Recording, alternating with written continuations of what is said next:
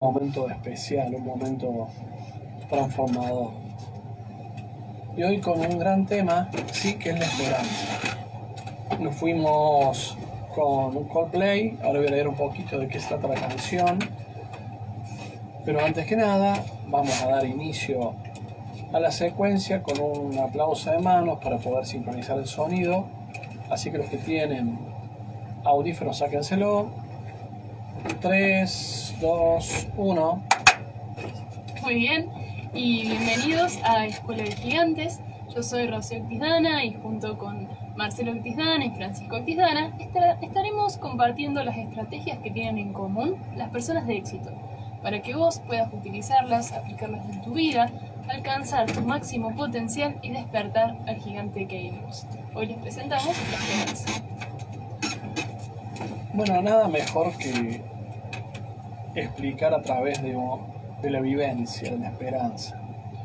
Cuando pensaba en el tema para hoy, que extrañamente lo propuse yo, normalmente lo proponen ustedes,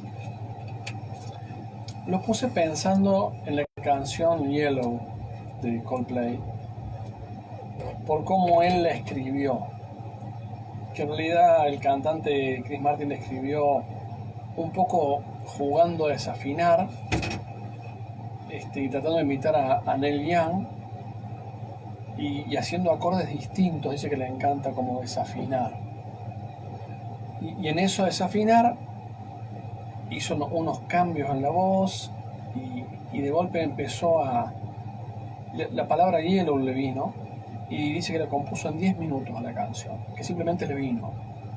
Todos sus compañeros estaban en otra cosa. Me sorprendió porque dice que estaban jugando los jueguitos.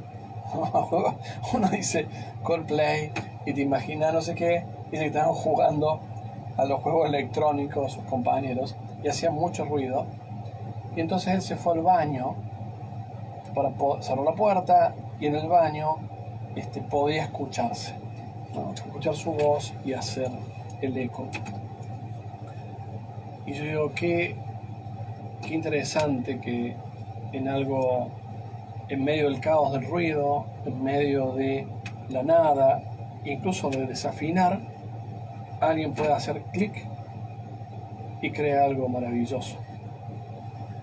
Y entonces le pregunta al periodista qué significaba Yellow. Y él dice que no significaba nada, que simplemente le vino, pero que sí no era un significado sino un contenido. Dice que al decir Yellow y lo que él le venía, sentía algo muy profundo que no podía traducir en palabras. Iba a poner Yellow, por ahí nos podemos ir con Yellow, pero después un poquito revisando las letras de Coldplay, bueno, me gustó esta con la que nos fuimos al corte, que dice, cuando haces tu mejor esfuerzo, pero no tienes éxito. Creo que a todos nos pasa eso muchas veces. Cuando obtienes lo que quieres, pero no es lo que necesitas, también nos pasa, ¿no? Cuando te sientes tan cansado, pero no puedes dormir. Hoy me habló un cliente que está con un problema afectivo y me decía, pero no puedo dormir y estoy cansadísimo y no puedo dormir, ¿no? Y bueno, estás cansado que no puedes dormir.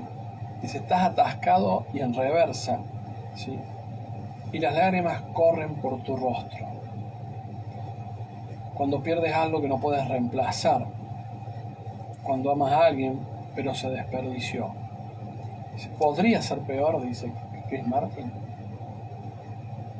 Me encantó que hace este abanico de tantas situaciones en la vida donde sentís que no podés avanzar y que no tenés más fuerza, ¿no?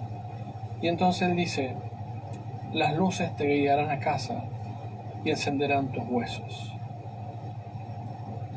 E intentaré repararte, y en lo alto, por encima o por debajo. Bueno, y sigues, ¿no? Pero me pareció esto de decir, bueno, un panorama de que cuando todo fracasa o todo sale mal, a pesar del éxito, como obtuviste lo que querías y te das cuenta que no es lo que necesitabas en la vida, y perdés como el norte, la esperanza. Él dice, bueno, las luces te guiarán y te encenderán. Bueno, yo creo que eso es la esperanza, ¿no? La esperanza es eso, esa chispa de luz que te guía cuando no hay solo oscuridad o norte o un cansancio tal que no podés avanzar. Pero aparece esa chispita que es la esperanza y se ilumina todo, aunque sea se ilumina un poquito. Entonces, la primera conclusión es que la esperanza es mucho más que una palabra, es algo. Es algo que no sabemos qué es, ¿sí? Pero es algo, y ese algo tiene mucha luz, porque ilumina la oscuridad, ilumina lo que, cuando no puedes ver nada, esa vela encendida de la esperanza despierta tu fuerza. Entonces es como una sustancia, como una fuerza, una energía, amor, no sé qué es, pero es algo muy profundo, muy transformador la esperanza. Y ahí está la obligación que tenemos todos, creo, de dar esperanza. Muchos creen que dar esperanza es un error, especialmente a veces a la hora de los diagnósticos médicos o a los diagnósticos. Las personas realistas, aunque se dicen realistas, a veces son demoledores de la esperanza, ¿no? Hay una pequeña luz y con el soplo de realismo le elimina. Y creo, como dice la canción, la esperanza te enciende tus huesos. Y está comprobado que con el efecto placebo, por llamarlo de alguna forma, las personas consiguen cosas jamás imaginadas. Y entonces me preguntaba, ¿el efecto placebo no será el efecto de la luz de la esperanza en la persona? ¿No será esa sustancia, eso que se nombra como algo más, pero que es una realidad profunda? Entonces no es un efecto placebo, sino es el efecto de la esperanza. Bueno, esas cosas me preguntaba y me parecía que era un tema muy importante para tocar hoy, donde tanta gente se siente desamparada, sola, que nada funciona, que está pasando hambre, que nuestros gigantes que nos escuchan dicen, no soy un gigante, soy un enanito de jardín, y son gigantes dormidos. Bueno, la intención de este programa es despertar esos gigantes, despertar la esperanza en el sentido de que es algo que está en el alma, que nos hace humanos. Si no, la humanidad se hubiera extinguido si no hubiera esperanza. Y creo que la esperanza viene, no cuesta, podemos darla. ¿Sí? Nada nos cuesta dar esperanza. Al contrario, creo que es nuestra naturaleza la esperanza. Y el apagar la esperanza es en contra de lo que sentimos. Creo que todo lo que hacemos en la vida lo hacemos por la esperanza de que vamos a mejorar, que vamos a cambiar, que vamos a crear algo bonito, que nos va a esperar una vida maravillosa, o al menos mejor. Entonces se enmarca nuestro concepto de la generosidad, de encarar la vida con generosidad y esperanza. Y vuelvo a decir siempre lo mismo, nos encanta que nos escriban, que nos pongan like, que compartan si les parece que este programa sirve, si tiene generosidad y esperanza. Sean generosos con ustedes, lo demás, compártanlo y compartan la esperanza. Tremendo, gracias Marce por la introducción. Y como vos decías, la esperanza no es una simple palabra, entonces vamos a intentar desglosarla como siempre con las definiciones. A la esperanza se la define como la confianza de lograr una cosa o de que se realice algo que se desea. También se la define como un estado de ánimo en el cual se nos presenta como posible algo que deseamos. O sea, es un estado mental en el que tenemos certeza de que va a ocurrir algo que estamos esperando. Esa sería la definición de esperanza. Y como vos decías, muy importante porque es algo que nos va a mover, nos va a motivar y nos da fuerza, nos guía de alguna forma, como esta chispa que vos decías. Es una mentalidad que nos permite al mismo tiempo plantearnos objetivos y algo hacia dónde apuntar, porque si no creemos que va a ocurrir algo que nosotros esperamos, si no tenemos la esperanza, ni siquiera tendría sentido para nosotros plantearnos algo, plantearnos un objetivo futuro. Entonces, bueno, esa es una de las principales razones por las que estamos hoy hablando de ese tema. También hay estudios que demuestran la relación entre la esperanza con la salud física y la salud mental. Por otro lado, bueno, con esto de que teniendo la esperanza de que va a ocurrir lo que hacemos, nos permite apegarnos a conductas y hábitos saludables, porque sabemos que van a tener algún rendimiento futuro. Después, nos da poder en situaciones adversas, como por ejemplo en la enfermedad. Se sabe que la esperanza nos da una forma mejor de encarar el tratamiento y todo lo que implique. Así que bueno, la esperanza es uno de los recursos fundamentales para nuestro éxito. Sabiendo eso, Ro, te veo muy preparada con anotaciones, con todo tipo de cosas. ¿Qué tenés para contarnos hoy? Antes de eso, bueno, veo que está entrando mucha gente al programa, pero bueno, como no podemos leer porque está lejos el celular, les agradecemos lo que vayan poniendo y diciendo, pero bueno, está muy lejos, gracias. Bueno, perfecto. Es muy cierto, Fran, esto de la perspectiva o los efectos positivos que tiene la esperanza sobre la salud. Las neurociencias como que han avanzado mucho en cuanto a esto y empezaron a ver en qué lugares del cerebro se aloja algo que podría ser la esperanza, y también está muy asociado a la expectativa, como la expectativa que tenemos frente a las cosas cambia en función de, modifica un montón de cosas. Están asociadas en las mismas vías que tienen que ver con la motivación. Entonces, si nosotros tenemos una expectativa positiva frente a los hábitos o frente a lo que queremos lograr, la motivación va a estar mucho más encendida. Ahora, si la expectativa es negativa, es decir, o una falta de esperanza, la motivación va a estar mucho más apagada.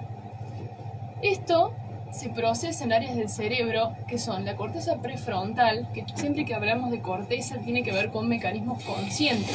O sea, nosotros podemos conscientemente tenemos una cuota de esperanza o desesperanza, según como lo enfoquemos, digamos, que tiene que ver con nuestros pensamientos, lo que nos decimos día a día, nuestras experiencias.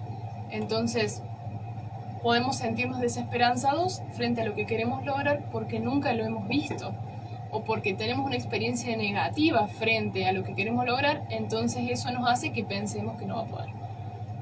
O por el contrario, sabemos de algún caso que hizo lo mismo que nosotros, entonces vamos a tener una expectativa positiva, desde la conciencia. Pero también hay mecanismos inconscientes, que ya son áreas que no están conectadas justamente con esto. Entonces, en cierta manera, no podemos apagar del todo la esperanza. Como que estos mecanismos, estas vías, no somos del todo conscientes y siguen articulándose. Se demostró, digamos, que una persona que vive, que mantiene esperanza o expectativas positivas en cuanto a las cosas, tiene una vida más larga y más feliz.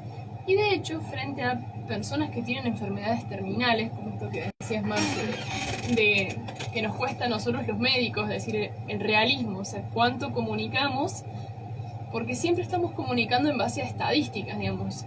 Nadie tiene una bola de cristal o podemos decir ni predecir qué es lo que va a pasar, pero en la comunicación con el paciente nos basamos en la cantidad de casos, lo que nosotros hemos visto, lo que dice la ciencia en base a haber juntado experiencia, pero bueno, siempre es en pasado. Entonces ahí nos cuesta un poco transmitirlo en base a decir, bueno, el paciente dice, ¿qué panorama tengo? O cuánto tiempo me queda, o voy a salir de esto. Y los estudios hablan de que una persona que tiene esperanza frente a una enfermedad terminal vive más incluso frente a los pronósticos adversos de los médicos, digamos. Pero si esa persona conserva la esperanza, supera ampliamente estos rangos que la ciencia o que la estadística nos hablan del proceso de enfermedad. También está asociado estos mecanismos, estas áreas cerebrales, a la resiliencia, que es esta capacidad como de adaptarnos o de avanzar, digamos, frente a las adversidades. Y quizás moldearnos o en esto de la antifragilidad que nos ha hablado el Gabo antes, salir aireosos o más fortalecidos frente a las adversidades. Hay una definición de esperanza que me gustó, que hablaba, como que va más allá, digamos, de la definición clásica, que decía que no es el creer que va a pasar algo bueno, sino que incluso aunque pasan cosas malas, creer que tiene sentido. Que la meta que tenemos merece a veces la pena de lo que está sucediendo. Entonces, bueno, relacionado también con el programa anterior que hablábamos sobre el sentido, está ahí sumamente unido, porque generalmente cuando se recurre a la esperanza es cuando uno no la está pasando demasiado bien. Entonces el agregar la cuota de el para qué está pasando esto, qué puedo aprender, o el esfuerzo que estoy requiriendo ahora se justifica de alguna manera o va a llegar a un buen puerto, también es una fase de la esperanza, digamos. Sí, o sea, entonces en definitiva, tener la esperanza nos va a ayudar en un montón de ámbitos, y justamente con lo que hablamos siempre en el programa, es una herramienta para despertar nuestro gigante interior. Estuve investigando y parece que hay herramientas o técnicas con las que uno puede alimentar su esperanza. No es que nacemos con un nivel de esperanza único, sino que, bueno, según nuestro contexto uno puede tener más o menos esperanza en ciertas cosas. Bueno, hay algunas formas en las que uno puede, sabiendo que alimentar nuestra esperanza nos sirve, podemos hacer técnicas que aumenten nuestros niveles de esperanza. Por ejemplo, la primera es celebrar, bueno, esto ya lo hablamos muchas veces, que es celebrar los logros de cada día. Y principalmente agradecerlos. Si nosotros empezamos a valorar los logros que hacemos en cada día y empezamos a notar cómo nosotros podemos modificar el ambiente que nos rodea y cómo tenemos potencial, digamos, eso nos trae esperanza. Después la otra es pedir, ya sea a lo que uno crea, a uno mismo, a Dios, al universo, como creer que está esta fuerza superior, que sea lo que uno quiera creer, que de alguna forma está obrando hacia nosotros y hacia nuestro objetivo, y apunta también a lo que vos planteabas, Ro, de saber que pueden llegar a pasar cosas malas, pero todo tiene de alguna forma un sentido que nos va apuntando hacia eso, hacia lo que tenemos esperanza. Después, el tercero, que es cuidar lo que hablamos siempre, ¿no? Cuidar nuestro contexto. Si nosotros ver qué consumimos, ¿no? Qué miramos, qué escuchamos. Si tenemos gente que todo el tiempo está destruyendo nuestra esperanza, en algún momento va también a mi madre haciendo señas atrás de la pantalla. Nuestro contexto tiene influencia en nuestra esperanza, entonces, bueno, empezar a ver cómo nos va afectando, ¿no? La cuarta tiene relación con esto de ser perseverante, esto que decíamos de si sabemos que pueden llegar a ocurrir cosas que vayan en contra de lo que nosotros imaginamos, ser perseverante y seguir actuando con esa esperanza. Entonces, tengo un par más, pero voy a usar la técnica de Marce de hacerme misterioso y después sigo contando las otras. Muy interesante. Creo que entendiendo la esperanza como lo que es darle una antorcha a alguien en medio de la oscuridad, empiezan a aparecer algunas preguntas que uno se hace, especialmente en el campo médico, la ética o no de la esperanza, y qué es verdad y qué es mentira, y el lenguaje, cómo construimos las oraciones, qué decimos. En la década del 60 en Francia se produce el Mayo francés. El Mayo francés fue un movimiento muy fuerte, muy liderado por los estudiantes. Algo parecido se replicó acá en el Cordobazo.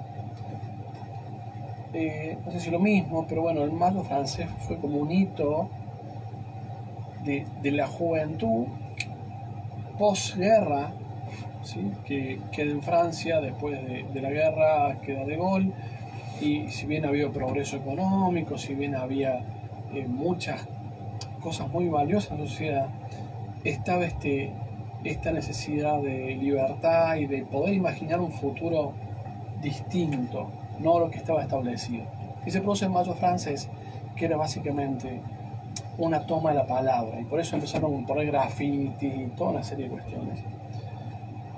Y había una frase que quedó inmortalizada como símbolo del Mayo francés, que no lo reivindico como nada desde el punto de vista ideológico, político, porque tampoco sé mucho de eso, pero sí desde este anhelo, ¿no? Que dice: seamos realistas, pidamos lo imposible. Esa fue la frase del Mayo francés. Y me encanta esa contradicción lingüística, ¿no? Está lo imposible, bueno. Está el realismo. Frente al realismo, como decir no hay esperanza, por una enfermedad, por lo que sea, bueno, también está la posibilidad de vencer ese realismo imaginando lo imposible. Y los efectos que tiene la pérdida de la esperanza. Me acuerdo hace bastantes años atrás, en una formación voy a un congreso y viene una de las personas, un pedagogo del Ministerio de Educación, o licenciado de Educación, no recuerdo, que había vivido en Berlín Oriental y él había vivido la caída del muro de Berlín. Algo que para ustedes es algo desconocido, pero con los que nosotros convivimos y esa dinámica, bueno, hoy se está replicando un poco la guerra Ucrania y Rusia, ¿no? Esta cosa de dos mundos apartes. Entonces hubo muchas teorías de por qué cayó el muro de Berlín. Estaba el muro que venía el Berlín de la Alemania occidental y el oriental, que era el mundo ruso-soviético. Y en el mundo ese de Alemania Oriental, soviética, nadie podía salir de su pueblo, del Estado para ir de un lugar a otro. Y entonces, en realidad, contaba este hombre que lo que hizo caer el muro era la falta de esperanza. Dice que era como vivías en Berlín, no podías moverte de ahí, encima no había bienes de consumo, era todo medio gris, medio oscuro, siempre lo mismo. Dice que era como la descripción que todos tenían en su mundo interior, era de que era caminar por un callejón, por el mismo callejón, ida y vuelta, todos los días, y sin que hubiera nada de esperanza. Incluso muchos intentaron cruzar el muro de Berlín, muchas veces los mataron, al punto de que la esperanza de que al otro lado del muro había algo bueno, hasta les significaba la posibilidad de arriesgar su vida. Entonces digo, bueno, qué profundo que es la esperanza y qué terrible que es cuando te la quitan. Cuando te dicen, vos no podés, no se va a poder, no funciona, no anheles. Entonces viene este problema ético del realismo, del supuesto realismo o de la esperanza. Y en eso está esa película maravillosa, maravillosa, que es La vida es bella, ¿no? Donde, haciendo este paralelismo que siempre hablamos de Víctor Frank, de que él tenía la esperanza de salir de ahí, tenía una proyección a futuro.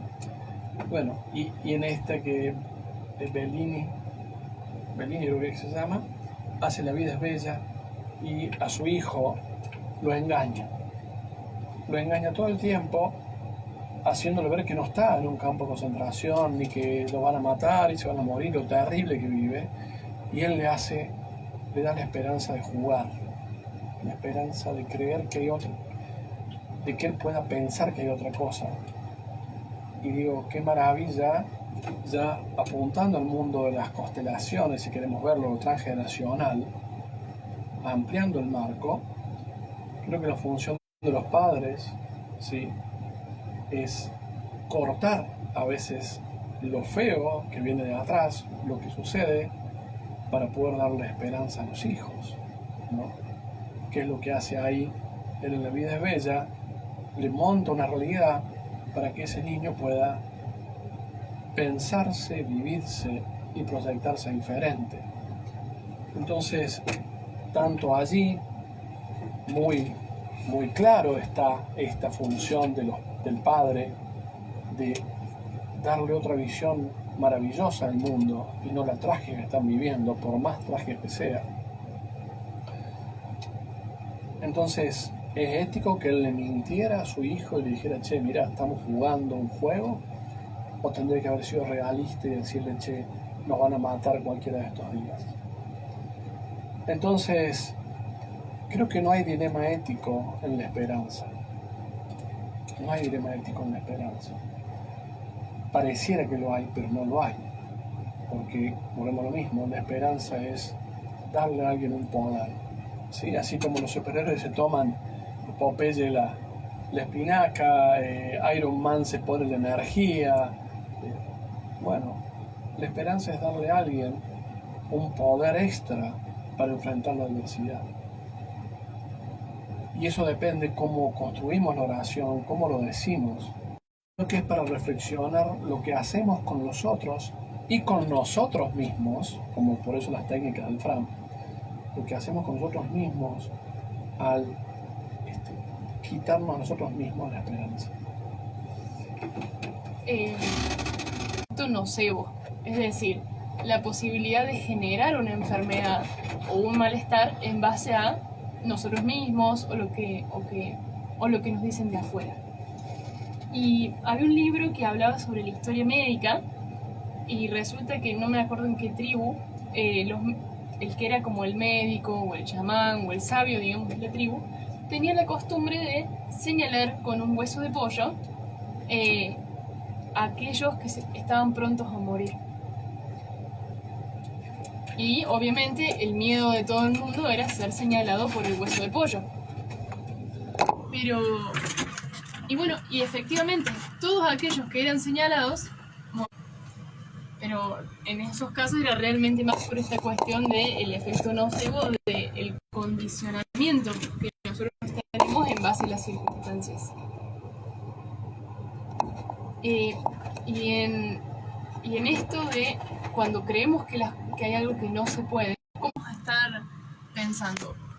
¿Qué es lo posible o qué es lo necesario? Es poco probable que frente a algún deseo ante el cual necesitemos la esperanza, es decir, que no sabemos o que está la posibilidad de que no se cumpla, digamos, las trabas mentales nos van a llevar a es imposible, como decías Marce, o no, lo necesario, lo que tengo que hacer es otra cosa. Entonces en esos casos la recomendación es como redoblar la apuesta, digamos. Y yo creo que llevado a cuestiones, por ejemplo, deportivas, si yo creo que correr, este fin de semana que tenemos la maratón, de correr 5 kilómetros es imposible,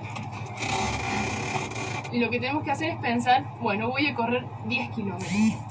Quizás no lleguemos específicamente a los 10 kilómetros, pero a la primera apuesta que habíamos hecho, que eran los 5, vamos a llegar.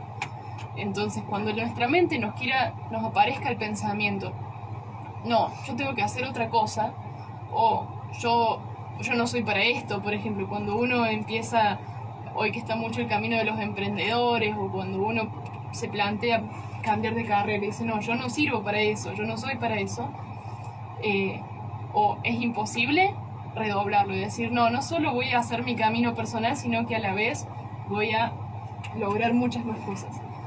Y ahí es como que bajamos el umbral de dificultad y ya nuestra mente queda engañada. Entonces es mucho más fácil activar este mecanismo de la motivación y de la resiliencia, y por otro lado reduce el tamaño de esta área que siempre mencionamos, que es la amígdala, que es la del miedo. Entonces, cuando hay esperanza, hay menos miedo y hay mucha menos respuesta de estrés frente a las circunstancias, con lo cual nuestra fisiología nos acompaña todavía más. Sí, y con esto que decías de cómo engañaron la mente, había una historia de... no me acuerdo qué tipo de carrera era, pero en los Juegos Olímpicos había un récord de cierta carrera, cierto tiempo. Y tuvo un montón de años cierto récord de tiempo en esa carrera. Nadie lo superaba. Y bueno, llegó a un punto en que todos decían, es imposible que se supere este récord. Llegamos como a la máxima capacidad del ser humano. Y llegó un momento en que ese récord se superó. Y en todos los Juegos Olímpicos siguientes se volvió a superar esa marca. Entonces, por otras personas distintas. Entonces fue cuando alguien lo hizo, abrió la posibilidad de que todos lo podían hacer. Entonces cambió la mentalidad de todos. Y así el récord siguió aumentando una vez más. Sí, y en esta cuestión de que no somos conscientes a veces de todo lo que somos capaces de hacer, hay muchas cosas que por error podemos llegar a lograr, siempre y cuando no nos pongamos es imposible. Resulta que cuando se descubre esto es famoso de la PCR que se hizo para COVID, digamos, es una sigla que significa reacción en cadena de la polimerasa. Es como un estudio que se hace para amplificar cuestiones, ¿sí?, del ADN. Entonces, cuando detecta, por ejemplo, un virus, hace que haya mucho más virus en un análisis de sangre, entonces lo podemos llegar a identificar. Bueno, el hombre que lo descubrió fue accidental. Tenía que presentar un trabajo de investigación, por ejemplo, el viernes, y en aquel momento este proceso de amplificación o de multiplicación del ADN llevaba mucho tiempo. Y a él, no sé por qué motivo, se le había hecho tarde, no llegaba, entonces necesitaba todas estas cadenas de ADN para lograr su objetivo. Pero era el objetivo secundario tener esa cantidad de ADN, era para una segunda instancia. Entonces se le ocurrió hacer este cambio con las bacterias y qué sé yo, y termina logrando toda la amplificación, presenta su tesis, no sé si era doctoral, con este objetivo, y resulta que el mecanismo por el cual lo hizo fue absolutamente sorprendente. Los que analizaban su trabajo decían, ¿cómo hiciste en tan corto tiempo para amplificar todo esto? Como, no nos importa tu estudio, nos importa este método. Y terminó descubriendo algo sumamente importante que hoy se usa para la ciencia. Entonces, como, esto es lo colateral, cuando no nos ponemos la traba de lo que podríamos o no lograr.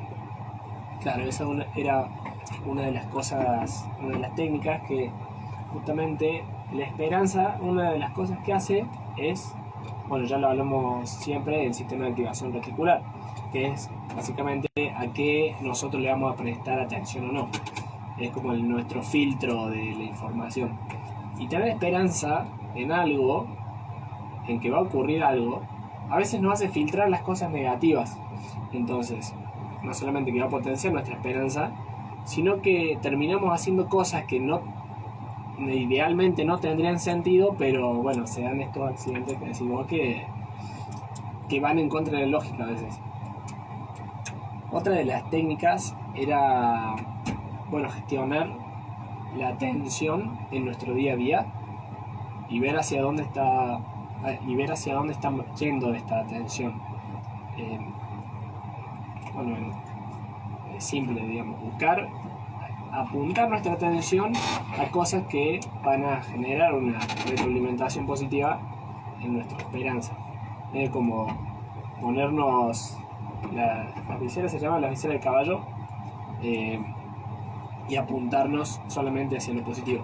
Obviamente igual tener una esperanza realista, no obviar cosas que tenemos enfrente con tal de tener una esperanza ciega. Y por último, En esto de que Sí. decís, Fran, de el enfocarnos en lo positivo y en esto de la retroalimentación positiva, muchas veces esto que se dice, el hablar en presente o lo que queremos lograr, empezar a mencionarlo como que ya lo hubiésemos logrado, en parte el fundamento que tiene es que ya empieza a generar esta retroalimentación positiva, digamos. Yo tengo un objetivo, lo logro, como lo logré, mi cerebro me da una recompensa. Si yo espero en el futuro a lograr lo que me parece que es difícil o que es imposible, esa retroalimentación y esa recompensa va a estar como latente, y ya hemos hablado de que la voluntad requiere de un sistema de recompensa. Entonces, si yo, en lugar de decir voy a lograr tal cosa, empiezo a hablar en presente como que ya lo estoy logrando, es otra estrategia para hackear nuestro cerebro y que ya en cierta manera empiece a recompensarnos, con lo cual potenciamos mucho más la motivación, la voluntad, tenemos mucha más fuerza porque como que ya lo logramos. tal cual. Y bueno, para cerrar, relacionado con esto que decías, de la recompensa, es tomar el control de nuestro círculo de alcance. Tomar el control de nuestro círculo de alcance es lo que nos da poder y nos permite esperar cosas grandes de nosotros. Nosotros podemos modificar nuestro entorno, le estamos diciendo a nuestro cerebro que tenemos poder para justamente alcanzar nuestras metas. Hay historia, bien. Bueno, otra cosa es que también podríamos hacer un capítulo específico sobre eso, pero la desesperanza. ¿Qué sucede cuando nosotros nos planteamos, bueno, esto no sé si es posible, creo que sí, y ahí está esa cuota de esperanza, pero ¿qué sucede en el caso que no? O cuando sentimos que directamente no es posible lo que queremos. Ahí empiezan a mermar estos mecanismos de motivación, de voluntad, y ya nos impide por completo activar cualquier tipo de hábito o de cambio o de estrategia en pos de lograrlo. Si creemos que no se puede, directamente nuestro cuerpo no va a responder. Entonces, una estrategia en cuanto a cuando aparezca esto, si es que aparece, es llevarlo al extremo. Es decir, a ver, ¿qué opciones tengo? Este es mi objetivo, creo que no se puede. Bueno, en el caso que no se pueda, ¿cuál es la solución? Y empezar a plantearlo, que a veces nos puede pasar que esa sea una solución momentánea. Cuando hablamos de placeres momentáneos o cuando falta la voluntad y buscamos una recompensa ya, llevarlo al extremo. A ver, si yo opto por este camino de dejar de lado todas las cosas que quiero lograr y voy por este lado, ¿hacia dónde voy? ¿Qué pasa si yo lo perpetúo a lo largo de mi vida, toda mi vida? Y si ese camino generalmente termina o en sufrimiento, o en muerte, o en mucha tristeza, digamos. Entonces, cuando llevamos las cosas al extremo, sostenidas en el tiempo, nos abre un panorama también más concreto de las cosas y nos permite optar por a veces lo que realmente nos estamos proponiendo desde nuestro corazón. Bueno, estamos llegando a los minutos finales. A la Roda la pueden encontrar en Más que Salud en Instagram. En el programa de nuestro amigo Bruno Glaudo, La Gula y el Arte, estamos los dos con un micro, que es el arte del bienestar, y en mi caso Historias que Transforman, y también en Canal C, en Pato de la Mañana, y también estamos en Yo Sport con Más que Bien Conectado. Parte del objetivo de este programa siempre ha sido la esperanza, la generosidad, Si les sirve, si les parece que les gusta, compártanlo, recomiéndenlo, escríbanos los temas que quieren que hablemos. Y empezamos hablando de que la esperanza era algo, ¿no? Era una antorcha, una luz, una sustancia, una nafta que dábamos a otros y nos dábamos a nosotros mismos para atravesar las dificultades. Y digo, uno puede ver la esperanza en esas personas, padres que a veces lidian con hijos con muchas dificultades físicas, mentales, y vos decís, ¿de dónde viene la fuerza? ¿No? ¿De dónde viene la fuerza? Bueno, del amor y la esperanza, y son dos cosas que van juntas. Hay esperanza porque hay amor, y porque hay amor hay esperanza. Uno no sabe dónde está el límite. Creo que la esperanza es muy distinta al negacionismo. Son dos cosas distintas, y el optimismo sin sentido. Y creo que cada realidad debe tratarse con la seriedad que cada realidad merece. Si yo me pongo un negocio y tengo esperanza que me va a ir bien, y no vendo, y no genero nada, y me lleno de deudas, bueno, no es el concepto, eso es negacionismo. La esperanza es una actitud del alma de que las cosas pueden mejorar, pero tengo que actuar en consonancia con eso, ¿no? De ir para adelante.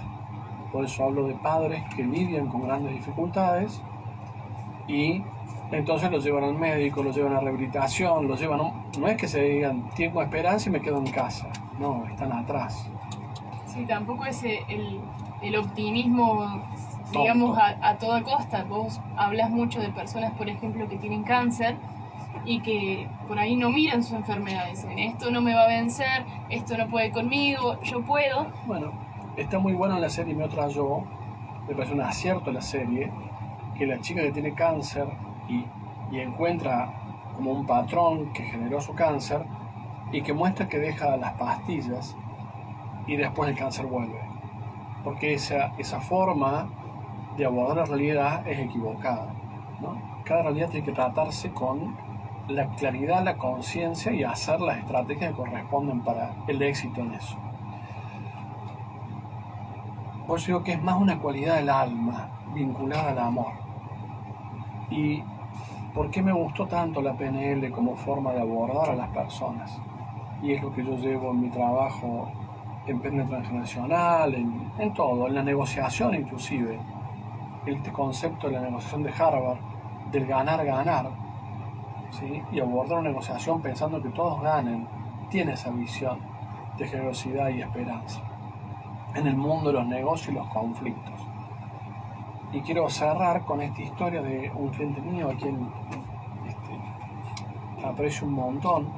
Esta historia la conté hace como 2 años atrás, y él tuvo la desgracia de que su esposa se enfermó de como esclerosis múltiple o algo así, como ella, y empezó obviamente a deteriorarse como Esteban Bullrich, otro ejemplo de lo que es la esperanza y el amor como fuerza para transformar. Y era obvio para cualquiera de afuera que mirara que cada día el proceso era más irreversible y el deterioro era cada vez más grande, más grande, más grande. Y mi amigo, cuando termina muriendo la mujer, porque bueno, era un proceso irreversible realmente y era obvio, y él me dice, yo nunca pude ver que ella se iba a morir, siempre tuve la esperanza de que se iba a recuperar. Y yo digo, qué bello por un lado, ¿no? Porque él siempre la miró en la vida en todo momento. Y puedo mirarla así en la vida, aún en las peores dificultades, y ya ella en ese gran deterioro, y porque había amor, ¿sí?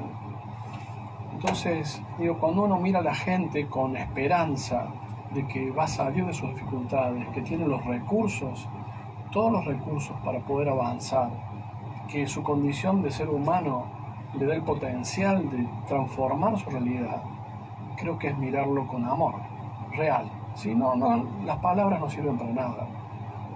No me gustan las palabras, ¿sí? el mirar con esa actitud de que están los recursos en el otro para triunfar sobre la adversidad que lo condena o lo aprieta. Digo, esa mirada viene del amor, y amor y esperanza en ese nivel de profundidad son los mismos, y por eso creo que son la misma sustancia, la misma luz que ilumina en medio de la oscuridad. Creo que llegamos hasta hoy. Si les gustó el programa, compártanlo, búsquenla, esta hermosa coequiper mía, mi hija mayor, médica, especialista en no sé cuántas ya especialidades, perdí la noción. Y búsquenos en YouTube, están los programas. Y bueno, el jueves que viene estamos aquí con Fran y con vos. Así es, muchas gracias a todos. En YouTube está nuestro canal, es Actisdana, está en este y todos los otros programas anteriores. Llegamos hasta acá hoy con Escuela de Gigantes, muchas gracias, nos vemos, nos escuchamos el próximo jueves.